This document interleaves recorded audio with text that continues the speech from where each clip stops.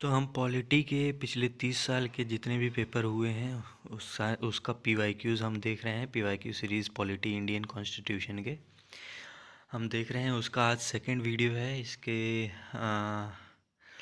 पहले कल ही हमारा शुरू हुआ है पॉलिटी क्लास। ठीक है। इस सीरीज़ में आपको हर एक क्वेश्चंस मिलेंगे, वो भी पूरा हिंदी में मिलेगा, जो कि आपके लिए बहुत आसानी रहेगा समझने के लिए, प्लस एक्सप्लेनेशन के साथ। ठीक है। नीचे आपका बहुत ज़रूरी हो जाता है, जो एक्सप्लेनेशन दिया हुआ है वो आपको एक बार रीड करना है। वहाँ से बहुत सारे क्वेश्चंस बनेंगे, वहाँ से भी, और आपके जो डायरेक्ट क्वेश्चन हैं वहाँ से तो बनेंगे ही बनेंगे। ठीक है। तो शुरू करने से पहले मैं बता दूं आपको, एंशंट हिस्ट्री के अभी जो पीवाईक्यू सीरीज़ चल रही है उसमें अभी बहुत सारे क्वेश्चंस बाकी हैं कंप्लीट करने के लिए। और आई होप आप सभी लोग उसको फॉलो कर रहे हो और याद करते हुए चल रहे हो, या फिर अपना नोट्स बनाते हुए चल रहे हो, कि जो भी आपको कीवर्ड्स याद रखने हैं वो आप एक जगह नोट्स बना लो। बाकी जितने डायरेक्ट वन लाइनर क्वेश्चंस हैं आप उनको ऐसे ही रट मतलब दिमाग में ही रट जाओ। फिर जब 5-6 बार आप रट जाओगे, फिर जब 8वीं बार आप वीडियो खोलोगे तो ऑलमोस्ट आपको सारे आंसर याद होंगे, सारे क्वेश्चंस याद होंगे एक्सप्लेनेशंस के साथ। ठीक है। मालूम होगा कि यहाँ पे क्या हुआ था और अब क्या हुआ था। और जो क्वेश्चन नहीं याद है आपको बाय चांस, ठीक है, या फिर मतलब ये ह्यूमन नेचर है कि मतलब हर एक क्वेश्चन तुरंत हम नहीं याद कर सकते, बिल्कुल। लेकिन जो नहीं याद है उसको भी आप एक जगह नोट करो और उसको फिर रिवीजन करो। ठीक है। ठीक है। और जो नहीं याद है उसको रिवीजन करो तो वो भी याद हो जाएगा। ऑलराइट।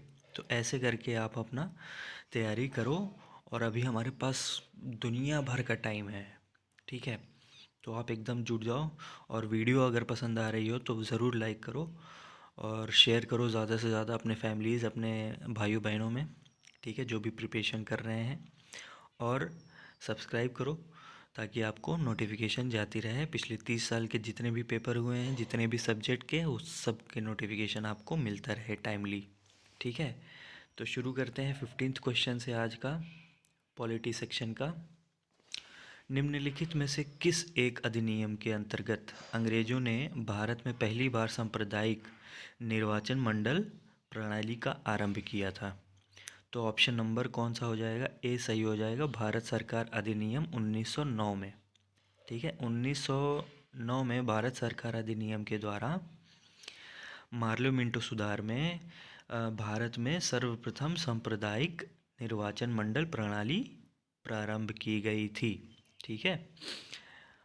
अब ये देख लीजिए आप यहाँ पे कितनी बार क्वेश्चंस पूछा है, 2008 में, 2001 में, 98 में, 90 में। ठीक है।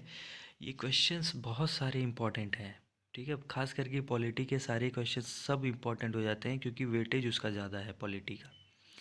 16th क्वेश्चन है आपका, भारत के लिए अ, उच्चायुक्त के पद का सृजन किया गया।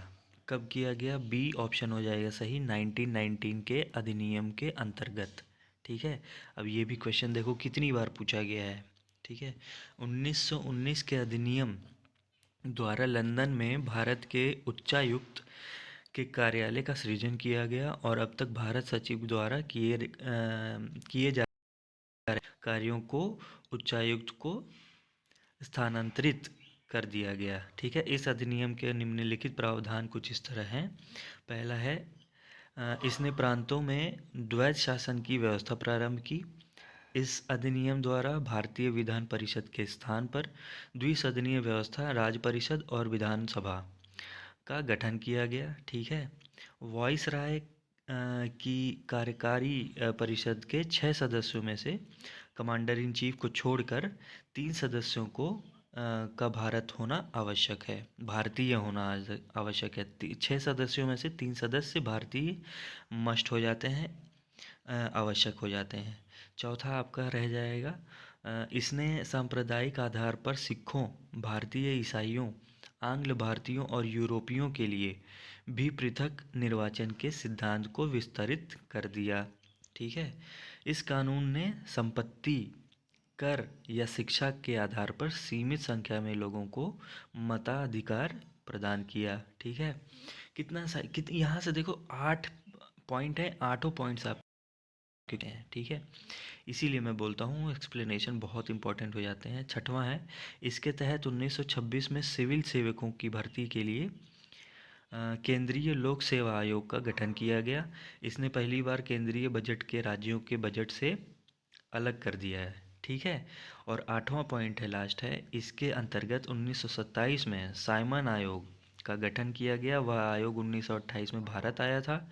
ठीक है, इसका कार्य 10 वर्ष बाद जांच करने के बाद अपनी रिपोर्ट प्रस्तुत करना था। ठीक है, नेक्स्ट क्वेश्चन है आपका 17th। 1919 के अधिनियम की प्रस्तावना में निम्न बातें थीं। कौन कौन सी बातें थीं इनमें से, इन चारों में से? तो सी हो जाएगा, ए और बी दोनों सही हैं। ठीक है, दोनों 1919 के अधिनियम की प्रस्तावना में ये दोनों शामिल थे। प्रशासन में भारतीयों का संपर्क बढ़ाया जाए, ये भी शामिल था। स्वशासन की संस्थाओं का विकास किया जाएगा। ठीक है, ये दोनों शामिल थे प्रस्तावना में।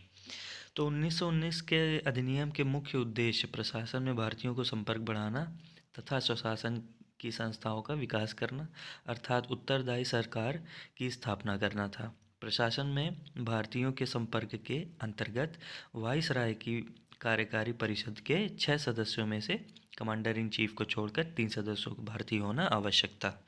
ठीक है, नेक्स्ट क्वेश्चन है आपका 18वां। निम्नलिखित में से कौन सा एक सही है? आपको बताना है इन चारों में से कौन सा एक सही है। तो ऑप्शन ए सही हो जाता है आपका। भारतीय संविधान में मूल अधिकारों को शामिल करने के लिए नेहरू रिपोर्ट 1928 में ने समर्थन किया था। ठीक है, याद रखिएगा, बहुत इंपॉर्टेंट है ये। बहुत लाइटली में लोग ले लेते हैं, बट ये बहुत ज़्यादा इंपॉर्टेंट है। ठीक है, हर एक क्वेश्चन आपका मार्क्स 5 मार्क्स या 2 मार्क्स सेट करेगा। ठीक है, ठीक है। भारतीय संविधान में मूल अधिकारों को शामिल करने के लिए नेहरू रिपोर्ट 1928 ने समर्थन किया था। ठीक है, ये ऑप्शन आपका सही हो जाएगा। इसकी व्याख्या देखते हैं एक बार। सर्वदलीय सम्मेलन द्वारा नियुक्त नेहरू समिति 1928 ने जिस भावी संविधान के स्वरूप की संस्तुति सॉरी की थी, उसमें मौलिक अधिकार निहित थे।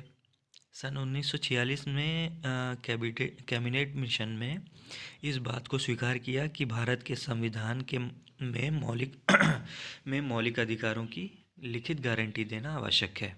कैबिनेट मिशन ने अन्य बातों के साथ साथ मौलिक अधिकारों पर भी रिपोर्ट देने के लिए एक सलाहकार समिति के गठन की सिफारिश की थी। ठीक है,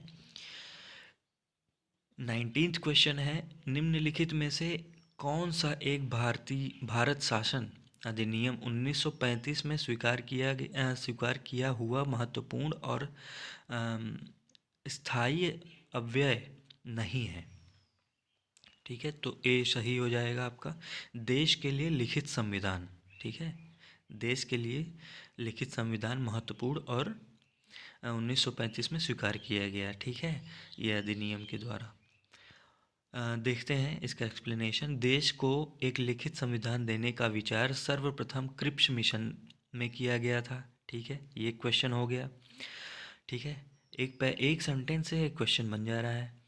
भारत शासन अधिनियम 1935 द्वारा भारतीय रियासतों की एक अखिल भारतीय संघ की परिकल्पना की गई। ठीक है, इस अधिनियम के द्वारा प्रांतों में निर्वाचित प्रतिनिधियों द्वारा लोकप्रिय मंत्रिमंडल बनाए गए। वे विधानमंडल के प्रति उत्तरदायी थे। ठीक है, विधानमंडल में कुछ सरकारी सदस्यों का मनोनयन भी इस अधिनियम की विशेषता थी। ठीक है, नेक्स्ट क्वेश्चन है आपका 20th। Government of